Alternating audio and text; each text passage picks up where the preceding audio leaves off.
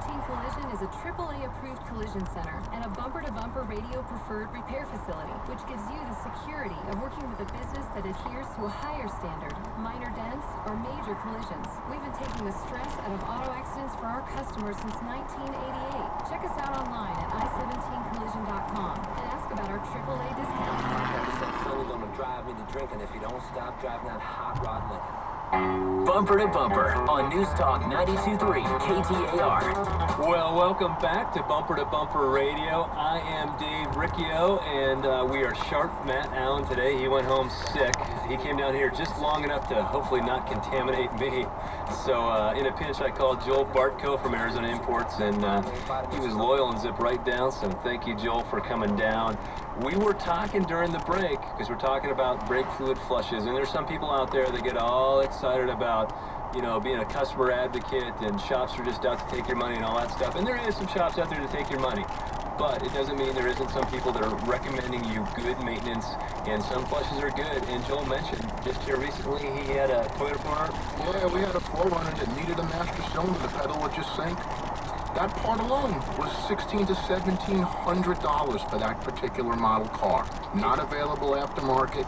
No other choice. This is in the old days where you run down to Acme Auto Parts and you pick up a $35 rebuilt master cylinder. And then the other point he made was that, hey, since we started doing brake fluid flushes, we've actually become believers in it, because even when we started recommending it, you know, we feel bad asking customers for money. We don't want to take their money. We want to do what's best for them. And, you know, people were saying this is a good idea, good idea, good idea. In the componentry, the failure of it's gone way down, so it is saving people money by keeping up on that.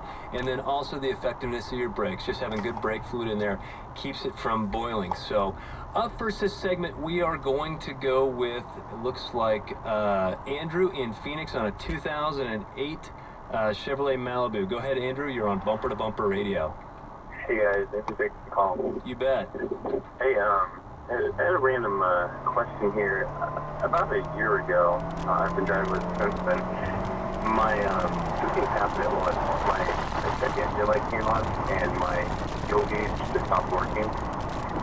And I took it in, and what they ended up telling me was that they were going to have to drop the tank, is what they said, and replace the sensor altogether. I was looking around a couple grand, and I wanted to just see if that was normal, or what you guys thought about that. What I'm assuming you got there is a code for the fuel level sensor. That would turn on the check engine light. The computer wants to know how much fuel's in that tank so it can perform an evaporative emissions test while you're driving.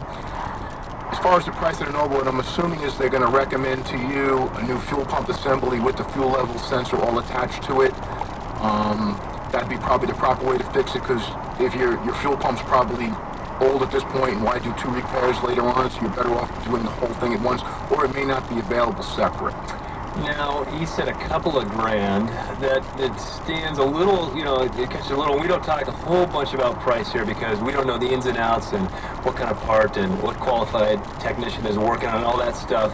But I'm thinking somewhere, you know, $800 to $1,200, somewhere in that range. I was thinking 6 to 8, and that's 6 why. to 8. But there are certain models out there where you have to buy a tank. I don't think that car's one of them. I don't want to put my foot in my mouth, but I think that sounded high. But I'm not sure what you're getting. Andrew, we don't know the specifics of it, so as far as the price goes, it could completely be relevant. So I don't want to say it's not relevant. You know, there may be something I don't know about here or aware of, but I know they typically fall in that kind of range, or even what Joel mentioned. So, and for you to know what the fuel level sensor looks like, just open up the back of your toilet. You'll see that lever, you know, that float ball, you know, they got a float ball and a lever.